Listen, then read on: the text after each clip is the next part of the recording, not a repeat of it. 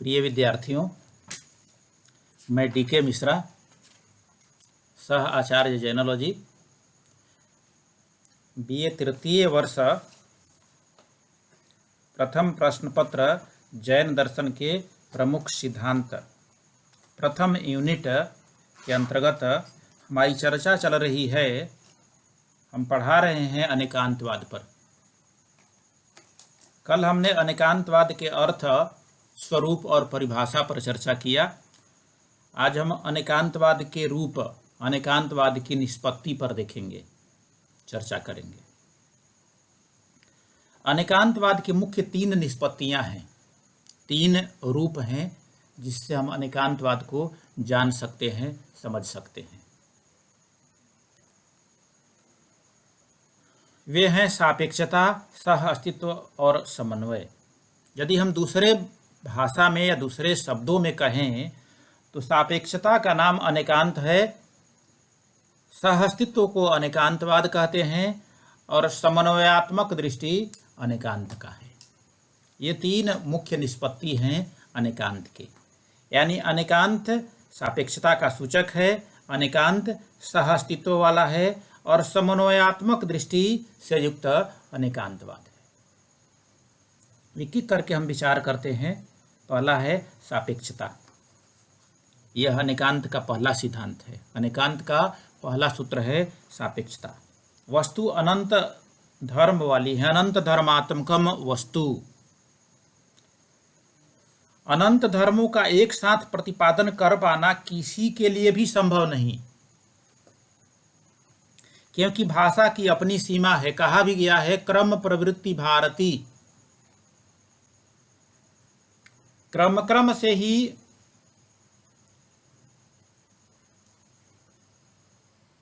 भाषा का प्रतिपादन हो सकता है, एक साथ नहीं।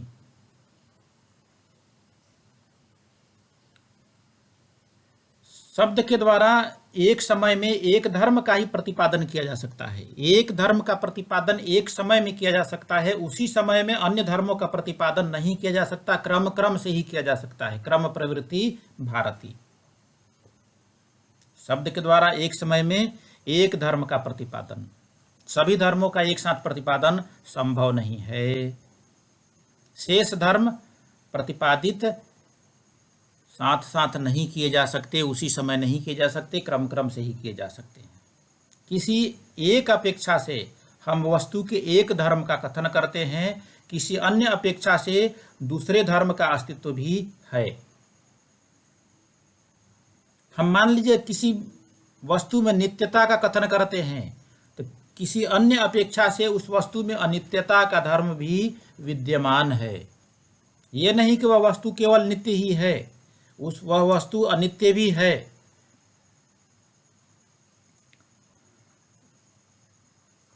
वस्तु में जो अन्य धर्म भी हैं, उसके अस्तित्व को नकारा नहीं जा सकता। इस अपेक्षा भेद को समझना ही सापेक्ष है। इस अपेक्षा भेद को समझना ही अनेकांतवाद है। अनेकांतवाद के माध्यम से इस अपेक्षा भेद का हम प्रतिपादन करते हैं। अनेकांतवाद एक दर्शन का नाम है, अनेकांतवाद एक विचार का नाम है, एक सोच का नाम है अनेकांतवाद। हम उदाहरण से समझे इस अनेकांतवाद के टॉपिक पर, इस सापेक्षतावाद के सिद्धांत को। एक व्यक्ति में कवि, लेखक, वक्ता, कलाकार, चित्रकार, संगीतकार आदि अनेक गुण हैं। अनेक गुणों से एक व्यक्ति भरा हुआ है, परंतु काव्य गोष्ठी के समय उसकी कवि रूप प्रधान होता है। कवित्व का धर्म वहां प्रमुख हो जाता है। शेष गुण, शेष विशेषताएं उसमें पाई जाती हैं, वो समाप्त नहीं होती, लेकिन उस समय उसमें कवित्व की प्रधानता है, वह उस समय कवि कहलाता है। जबकि वह लेखक भी है, वह कलाकार भी है, चित्रकार भी है, लेकिन ये सब गुण उस समय सामने नहीं हैं, वे गौण हैं, समाप्त नहीं हुए हैं, लेकिन वे सारे गुण उस समय गौण हैं, अप्रधान हैं। प्रधानता है वहाँ कवित्व धर्म की, वह उस समय कवि है। तो हम कह सकते हैं, सत्यता हमारी है इस कथन में कि स्याद कवि अस्ति, एक अपेक्षा से वह कवि है, किंतु अन्य अपेक्षाओं से वह वक्ता भी है, वह लेखक भी है, वह चित्रकार भी है, वह संगीतकार भी है, आदि आदि। यदि ऐसा कथन करते हैं तभी हम सत्यता का प्रतिपादन कर सकते हैं, अन्यथा हम सत्य का भाषण नहीं कर सकते। व्यवहार में इसी तरह का दृष्टिकोण अपनाना अनेकांतवाद है।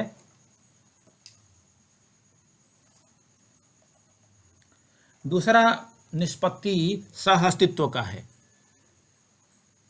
अनेकांत का दूसरा सिद्धांत सह अस्तित्व, अनेकांत सह अस्तित्व वाला है।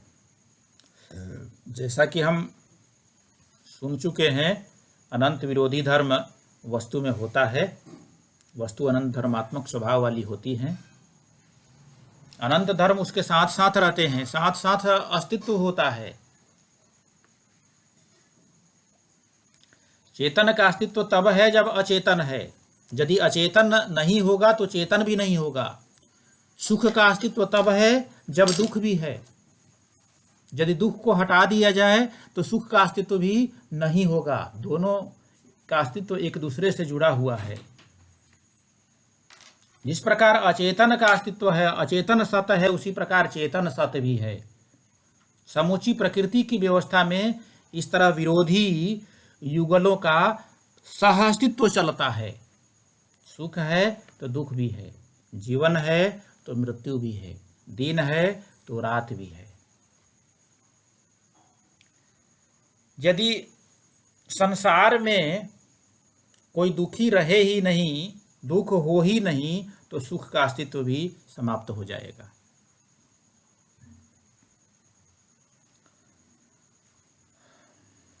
उत्पाद, व्यय और द्रव्य ये विरोधी प्रतीत होते हैं। उत्पाद उत्पन्न होना, व्यय नष्ट होना, ध्रुव स्थिर का स्थिर बना रहना, ये तीनों विरोधी प्रतीत होते हैं एक दूसरे से।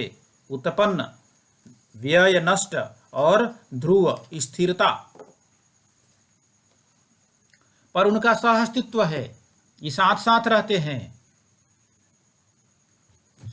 महावीर ने सिद्धांत ही दिया है, उपनेय व पदार्थ उत्पन्न होता है, उपनेय व निगमेय व ध्रुवेय व।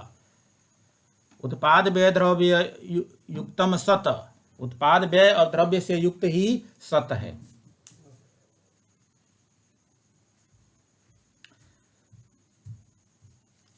इस सह अवस्थिति को या सह अस्तित्व को एक उदाहरण से हम समझ सकते हैं। जैनाचार्यों ने समझाया है। एक स्वर्णकार स्वर्ण कलश को तोड़कर स्वर्ण मुकुट बना रहा था। ध्यान से सुनिएगा। एक स्वर्णकार स्वर्ण कलश को तोड़कर, सोने के कलश को तोड़कर वह सोने का मुकुट बना रहा था।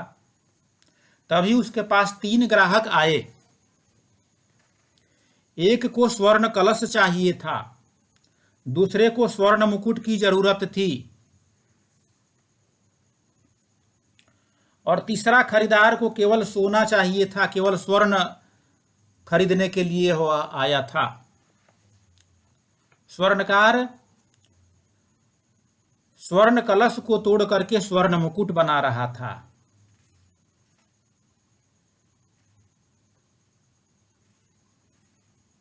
स्वर्णकार की प्रवृत्ति से, स्वर्णकार के कार्य से पहले को दुख हुआ, दूसरे को हर्ष हुआ और तीसरा माध्यस्थ भाव में बना रहा। क्योंकि पहला व्यक्ति विनाश को देख रहा था, दूसरा व्यक्ति उत्पाद को देख रहा था और तीसरा ध्रुवता स्थिरता को देख रहा था।